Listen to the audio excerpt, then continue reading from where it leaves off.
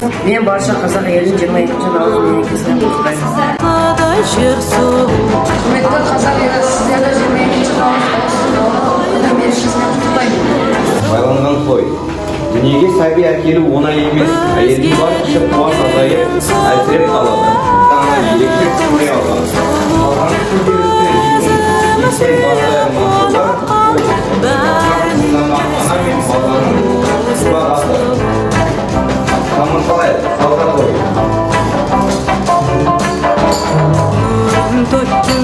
Қадасының соңында ауыл ақсақалы баса берген.